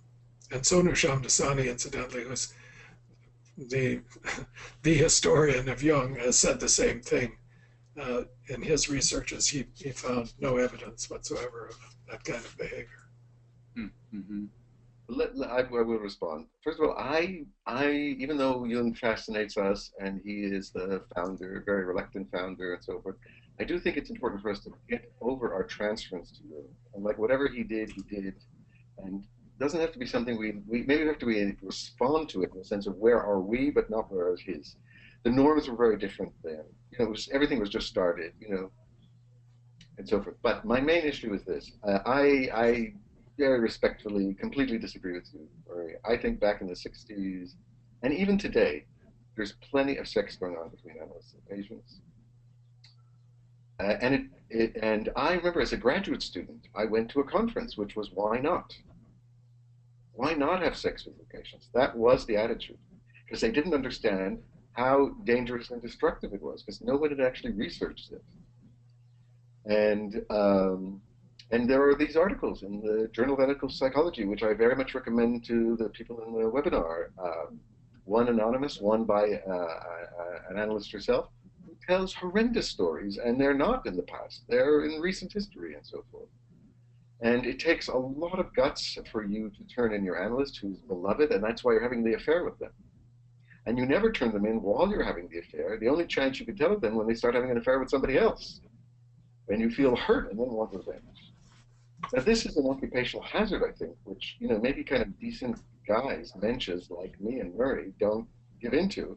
But because analytical psychology is a kind of soulful activity, and because you become close to somebody, and we use eros, sexuality has to be part of it in the way that Robert Lange wanted to kick it out entirely and to be like the Teflon analyst. Nothing sticks to us. We're like, or I remember talking with Jerome Bernstein, a dear colleague of Murray's and mine in Santa Fe, and he says, what do I do when I have a patient who wants to have sex with me, and she's like a really beautiful woman? I allow an atmosphere where this is possible as a fantasy, but I don't tell her that. I don't shut it off. I want it to play itself out. On the other hand, I have to keep my core so I know nothing will really happen, even though I'm in the presence as if something could happen, because that's where I feel the libido and the eros in itself has to be. But it's risky. Not everybody is a kind of stand-up guy like Murray. So you had a case of one of the most senior psychoanalysts in Israel, and we have got plenty, of different sorts. And he kind of fell in love with a patient. But it was a one-time thing, which is extremely rare. It's like child abuse. It's not usually a one-time thing. We had another, even more senior analyst, a totally respected person, had created the treatment center where a number for adolescents, disturbed adolescents and psychotic adolescents, where many of Jungians have trained, even though he's not Jungian at all, and so forth. And it turned out, not that he was having sex for patients, but that he was pretending to be a gynecologist and having manual sex with all sorts of strange women because he was pretending to be a doctor. And only after years of this, it was by chance he was caught. So these are all these crazy things that happen. Let me ask you, Murray, I'm sure you know in Zurich, and I know other people, say if you knew of somebody who was an analyst of somebody else, and they fell in love, and they got married, and they're still married, is that ethically okay?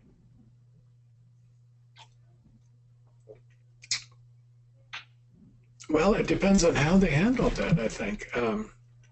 I do know cases like that. That's not very, that's not as rare as one might think. But I think if it's love, and it's worked into and they recognize this, that this has happened and it's mutual, and they do all the necessary maneuvers to take it out of the analytic relationship into an intimate relationship. I think that's, I'm not one to judge or condone or not condone, but I would respect it. What is not to be respected, I think, is what happens sometimes is that an analyst is having sex with the patient and charging her for it. Right. There's a beautiful book about this, by the person called Mount Misery. It's by the person who wrote the House of God, which is about internship year, and this is about a psychiatric residency. He's a very famous person. He writes under a pseudonym of Samuel Shen, and it's a terrible case because I've realized this psychiatric resident whose supervisor says, "Listen, I have this woman in analysis with me, and her husband is like reacting badly to it. He needs some support, so you should see him." And the husband comes to him and says, "I'm terrified she's having an affair with the advisor." And so the therapist, of course, treats this as a fantasy. And then the man kills himself. And he feels terrible. And then, of course, it turns out that his supervisor, the senior beloved figure, is having sex with her and has sex with many, many other people, none of which complain, none of which want to complain their fear and so forth. Let me be Talmudic on you, and I feel like I'm really mean and sadistic, but I'm going to do it anyway. Okay, so these people got married, and they were married for 5 years, and they were really happy, and then they got divorced. Well, people do get divorced. What? People do get divorced after 5 years. I would. To me, a lot depends on how it was handled. The transition from the professional therapeutic relationship to the intimate relationship, how they managed that transition, to me, is critical. And if that was done in full consciousness and transparency and with discussion with colleagues, and which I know of a situation like that in a local institute, and whatever happened then in the intimate relationship is on its own merits. People get divorced sometimes after 5 years. Yeah. But to me, the critical issue is how you make that transition. Well, let me say, because and I think that the draconian, rule that was laid down by the APA in the United States was, if you've seen a patient for even one session, you cannot in your lifetime ever have another kind of social or intimate relationship with a person. I understand. It's too much. Let me say this philosophically. Ethics has 2 parts. More than 2 parts, but like 2 dimensions. One is universal. Like Kant. Okay. Yeah, Kant, and also just like there's certain things that you shouldn't do that are like going to be everywhere. And there are other things which are like very much norms change. Like Neumann said, we used to treat the environment like we treated it like a kind of a resource. We could just rip it off as much as we had, and we didn't see any problem with it. And now he predicted, and there is, these are sins against the earth. And now we understand that treating the environment in a bad way is evil. We used to treat women as second-class citizens, and they're still very far from equality, though perhaps that's the greatest area of change in our time. So before then, you would a woman would be raped, and you said, well, but she was wearing something sexy, so it's her fault, and that was, everyone accepted that, and that was the norm in that time. Now, today, it's not the norm, okay? So that certain things change, and that's what happened with analyst-patient relationships. When I was training, one of my supervisors and teachers is Dora Kuczynski, who's not an internationally known figure, but she was Neumann's disciple, and since he died so young, she is like, Auschwitz and many, many other things, and she's like a force of nature. Yeah. She said, at the beginning of training, it was, I think, what you were saying, which is like, if you fall in love with a patient, and also von Franz talks about it, and it's true love, stop the analysis. Both of you go to analysis. After, take a hiatus, say 6 months, and if it's really true love, then see if it's going together and check it out, and then it's okay. The next year, we had our first criminal in Israel. It's criminal to sleep with a patient. You go to jail. Maybe it's like that everywhere. I don't know. So there was a big change in Israel because it was like the first big case in America. Anyway, of like saying this is okay. It says no, and this is the IAP Constitution, as you know. I mean, you were president. One of our best presidents. But saying you can't stop analysis to initiate a sexual relationship. That's an unethical act, and so forth. And I think the balance has been because of the question is that I think this is still going on, but people don't report, or as I think we both agree, if it has a successful outcome, maybe it's morally universally wrong, but contextually, there's nobody's unhappy, everybody's happy, and nobody can complain about it because it has a good outcome. But I think to protect the idea that if I let my daughter go to an analyst, I want to be sure that she's not going to get seduced into something that might even be good for her in the long run, but I don't want to have that happen. So I think to protect us, we have community norms that have gone the other way. I think Lang's is too strong because it's like he's not getting at the essence of the idea, which to say we as a society agree this is no good. Let me go to something else. Doesn't this all sound like the old ethic to you, though, Henry? No, These no. rules, 6 months this and then that, and No, I don't. Oh, that no. But today, it's like maybe in what you said in America. It's that if you're seeing a patient, you can never have a romantic relationship. Yeah. And that's a rule. That's a rule. And it's not a rule. See, I think if it's a rule, then it's not working. It has to be an ethos, coming from an ethos that we have to sacrifice certain things for the benefit of the temenos, for the benefit of the work, for the benefit of the person. And this is one of the things I think we have to sacrifice. But what if individuation demands something different from that? Well, you see, listen, I'm very sympathetic to that, but it's norm that say these are the limits, because everybody can justify. People who sleep with patients have wonderful justifications. Oh yes, I know. Yeah, but this is a quandary that I think Jungians are in because of the theory. You have collective rules and norms and ethos and all that, and then the self says something different. Okay, the self throws something in your way and says you must do this, no matter what the consequences. You must, for your soul's salvation's sake, you have to do this. Like you have to invent a new for each. So you go to jail. So you lose your license. I mean, take the consequences. Sure. No. But. See, I think let me I can reconceptualize it because it says the responsible self and doing right and wrong is the voice of the self, and so I know what's right and wrong. But others may not agree. Others may not agree. If I fall in love with somebody and I say the voice of the self tells me to follow my truth, follow my, my love, and otherwise my life is worthless. Let me. Well, but that's for you and not for the patient. So you're putting your needs equal to the patient, and that's not a therapeutic approach.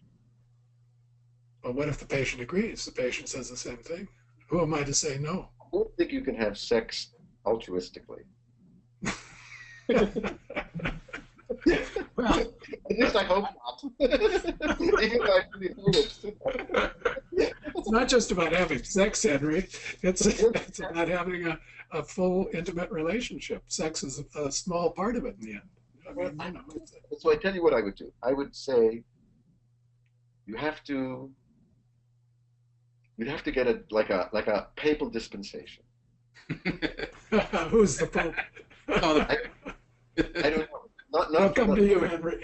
We don't have a Pope. You'd have to have like a Sanhedrin, like in Jesus. And you'd have to not trust yourself. When you feel in love. Of course, you're possessed. Yeah. Well, no, I mean, but how do you know that this is like true love, or the patient is not that? Again, it's back to is this something like? Is this? I mean, I would let it go away from sex, because from my point of view, sex is now just wrong. It's out of boundaries. It's not right, and it's not right from this point of view that you can't do it. The therapy is for the patient. I mean, I think a lot about this, which is how much of the therapy is for me and how much is for the patient. And it's not something I think we have a good way of talking about. It's something that I think every patient thinks about. But I would say, let's talk about not sex, because sex to me is like just so clear cut that the way it's being done now is either like they fall in love and they stay in love, like some of the people you're thinking of, and it's like exception, but that as opposed to what is really happening, which is exploitation of patients through the intimacy that grows up between them, is wrong. I mean, the person who wrote the article, she says, yes, of course, if it's exploitation. described it in great and painful detail about what happened and how the society lets her down and so forth. But it began like this. She comes in one day and she says, you know, I think I'm falling in love with you. So, I mean, you know, how would you handle that? I can, you know, you would say, well, you know, I don't know, let's talk about it, or when did this happen? Yes, of course, yeah. He took her into her arms and had sex on the spot. I mean, I don't see how that could ever be good. Something like No, no, I agree with she you. fell in love with him and she was happy until then she was like tossed aside. And you know. But what if he hadn't tossed her aside? What if he had Well, then I think, divorced his wife, married her, lived happily ever after? I think it's still it's successful, it's wonderful, but it's wrong Why? because I can't justify it. You're justifying it by the outcome. Mine is, I guess, a teleological ethic rather than a deontological. You know that distinction. Yeah, of course. If it comes out well, it's okay. It isn't by absolute rules that you. But I live more by deontology than teleology. Yeah. I'm with you in my behavior. I'm just thinking with you. You know. I mean, I think it's like parenting. You know, like you have to have rules, and yes, you have to know when you change the rules without violating the structure of the rules. So I think you would have to, you know, today, because it's also a collective thing about taking responsibility for other people. If I fell in love with a patient and wanted to love them and felt it was true love, and I was willing to divorce my family and pay the giant price for this, I think I would be adding to the mistrust of therapists, which already exists in society.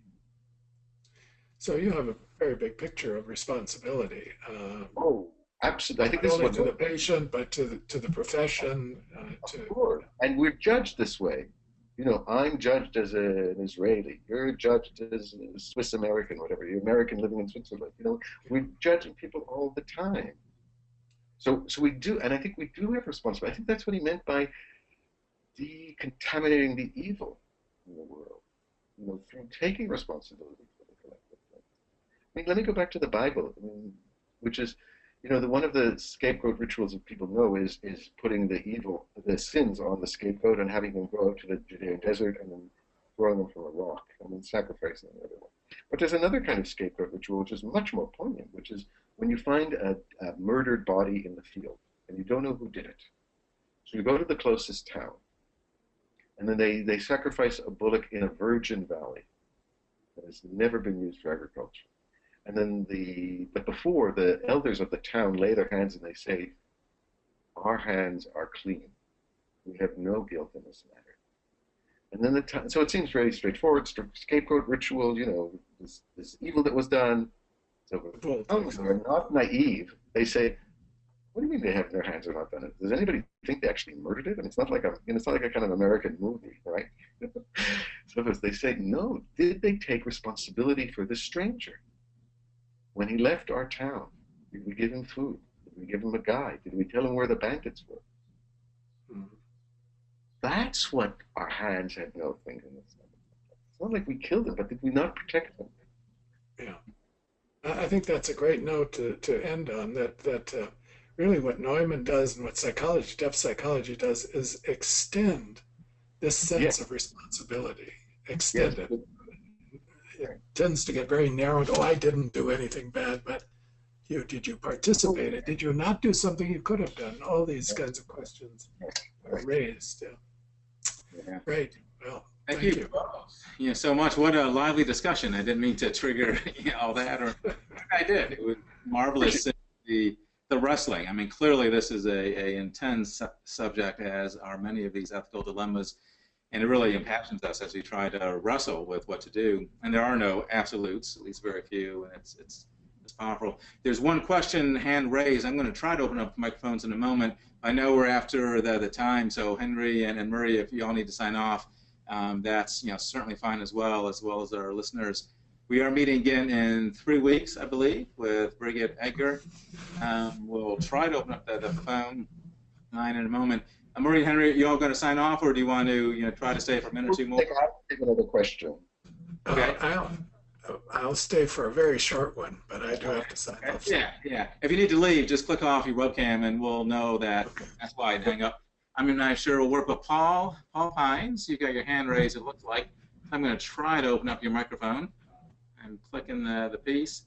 Paul, are you there? Can you hear us? I am, and I'm not sure whether or not my question is still relevant, but while you were talking about the voice of the self in this process that seems ambiguous and indeterminate, the metaphor that came up to me was Amfortas and the Grail. And did Amfortas, in betraying the Grail, think it was the voice of the self that told him to go out and do battle in the name of love? Because in some sense what you're talking about is what are the imperatives in the name of love. Well, you can betray the Grail in the name of love, at least in terms of that myth. And the repercussion is the wounded Fisher King. Yes. So it was Very an good application of that metaphor to your discussion that I had in mind. Very good point, and I think that's a question of prioritizing. The Grail is the highest priority, and I think Henry would say as well, the highest priority is the responsible self in the context of being a therapist and in the profession. That's the Grail, and so there are lesser priorities that might insist on themselves states of possession of one kind or another, and love might be one of those. And in that case, I would say, yes, better to sacrifice the lower priority for the higher one. But again, that's a choice. That's not exactly a Sophie's choice, but it's a difficult choice because I think that calls for very close examination of one's investments in various outcomes, and how one sets one's priorities and one's willingness to take risks for the sake of individuation. Because the love may be the Grail too. You don't absolutely know that. But when it's a question of the Grail opposed to something else, if you have your eye on the Grail and you know what the Grail is and the meaning of the Grail, that of course is the highest value. I think it's a rich metaphor for very, very, very good to think about this with. Yeah, I also think it's a beautiful metaphor. I would just add from the Jewish point of view, and this is what, say, Martin Buber said.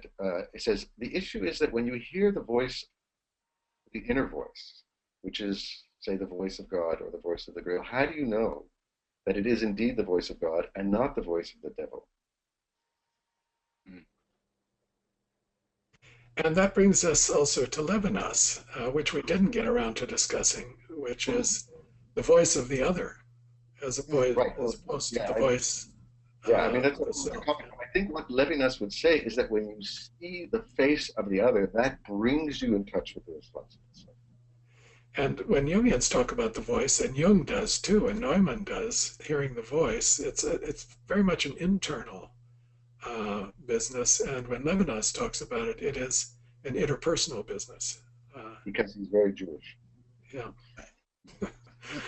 Well, thank you, Henry. I really enjoyed this, and so did I. This has been delightful.